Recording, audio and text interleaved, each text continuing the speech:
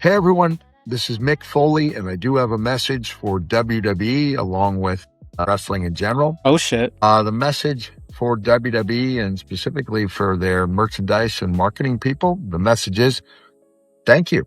And I mean that sincerely. When I got to WWE in 1996, I'd been in the business for 11 years and I finally got an action figure.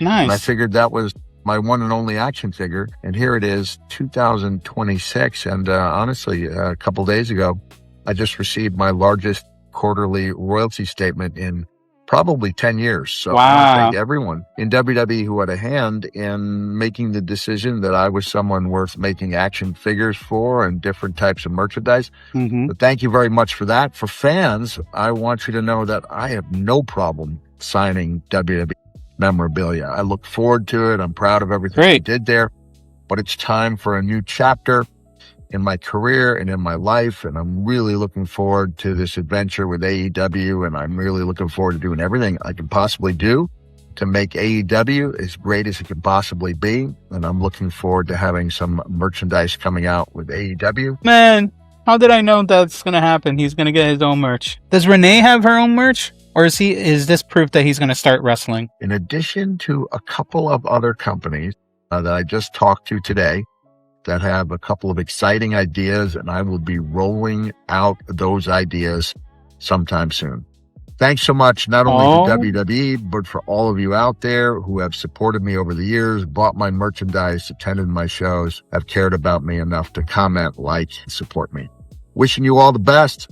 Have a nice day. Welcome to the Tea Drop, where the brew is strong and there's lots to talk about. On July 1st, 2026, Mick Foley posted a video on Instagram that stopped the wrestling a little cold, I guess. Not because he started with a threat or he threatened anyone, not because there was a contract dispute, because not even, he wasn't fired again by WWE. He wasn't. He thanked them sincerely and then he walked away. I mean, that is the breakdown of what Foley said in simplest terms. And then we're going to talk about what it means for AEW and why this moment is bigger than a merchandise deal. So let's get into it.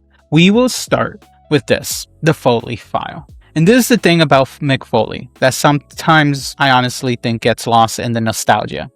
He spent 11 years in wrestling before WWE, right? Ever gave him a contract. 11 years, losing teeth, maybe an ear, working territories nobody talked about anymore, barbed wire matches, death matches, venues where the crowd numbered in the dozens only. When he finally got to WWE in, I believe, 1996, he got his first action figure and felt like the finish line for him.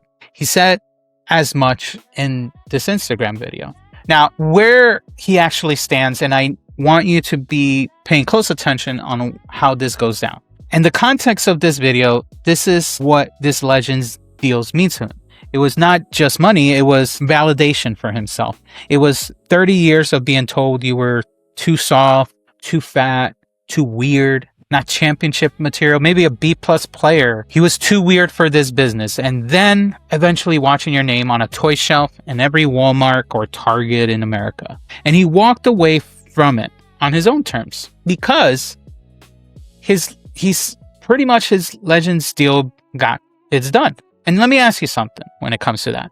When a WWE Legends signs one of these deals, what are they actually signing away? Well, from what I understand, they are signing the right for WWE to use their likeness, their name, their catchphrases, their personas, plural, and personas. Because obviously Mick Foley has 3.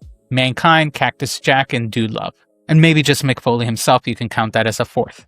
Now, before you guys start yelling at me in the comments, yes, WWE does own some of his personas. They do own the Mankind persona, for sure. Now, in terms of Cactus Jack and Dude Love, I'm not so sure, because he's used those personas outside of WWE. So maybe those, they have to get permission from him. Using the name Mick Foley, they have to get from him, stuff like that. And here's where it gets interesting when it comes to this. Foley confirmed his deal expired in June of this year, and he chose not to renew it.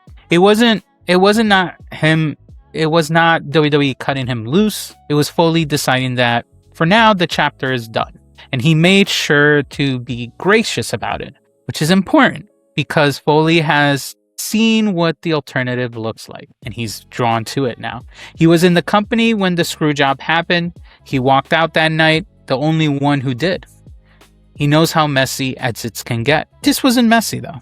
This was deliberate. This was a man choosing what comes next when it comes to his career. He also honestly made something crystal clear. He will continue signing WWE memorabilia for fans, which honestly every wrestler has done, so I'm not surprised that he was going to do that. Every wrestler that left WWE continues signing it. They'll just ask you, hey, do you want me to sign as this person or this person? Like, for example, Mercedes did that when she signed our merch that we have. Do you want me to sign as Mercedes Moné or as the boss, Sasha Banks? They give you an option. The nice ones will. Like, I've never met someone saying no, so don't worry. Especially Mick Foley. He's not. He loves pleasing the fans. He is what I will say is a good con guest. He's a good Comic-Con or convention guest because he makes fans happy. He is fair to his fans. He even gives to his fans when he attends. Like for me, for example, I got a photo and signature when I first met him. And he actually gave me a free photo signature for free, like not like you know those single letter size ones. He gave me one of those for free because I bought a photo. I made him sign of my book and took a photo with him, and he was just being kind that day, I guess. So there are some good convention guests that do great things for their fans. So keep that in mind. And whoever's watching this who do cons as guests, keep that in mind too. Power Rangers. Anyway, All Elite. Let's talk about All Elite. Foley's AEW debut was not a surprise to people paying attention, to be honest. He showed up, right? Back in May, he co-hosted the Double or Nothing buy-in alongside Renee.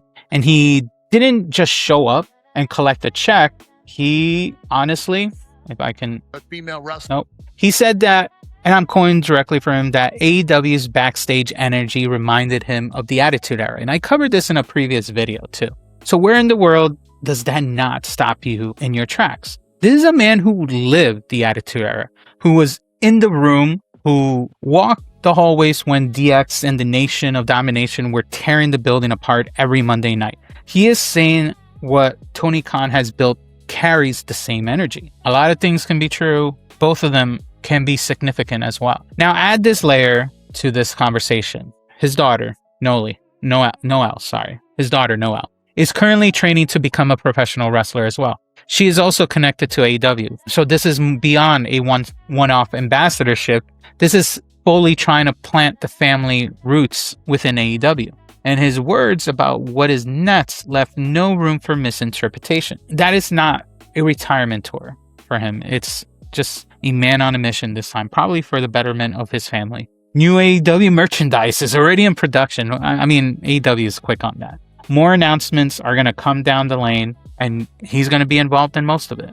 He is committed. He is all in, literally. He's probably going to be part of an appointment segment in All In London. Watch. Now, when it comes to this for me, the IWC has spent years debating whether AEW has the credibility to stand alongside WWE, not just in talent depth, but in legacy, in history, and emotional weight.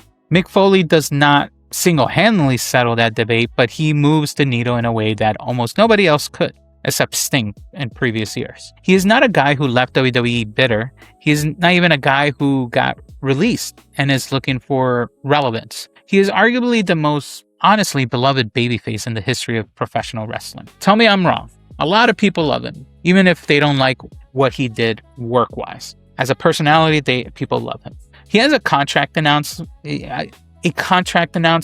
video, and he gets a ton of likes. That tells you everything you need to know about how this man is regarded by the wrestling fan base. And every single one of those fans just watch him choose AEW. It isn't nothing. It's probably, if anything, it's a signal to the casual fan who sees those numbers, to the sponsors watching, to every indie talent weighing their options of where to go next. Foley's endorsement is active, public, enthusiastic, carries weight that no press release can manufacture for the business of wrestling, at least in my opinion. Now, when it comes to Mick Foley in 2026, 30 years of loyalty to a company that gave him his first action figure. At 34 years old, he saw that loyalty through its natural end. And then, professionally, graciously, completely on his own terms, he chose to close the door. The critics who say AEW cannot build the same emotional investment, the same long-term storytelling, the same, level of lead-up that WWE has mastered, well, Foley disagrees with you. He has lived both sides of it. He put his name on AEW,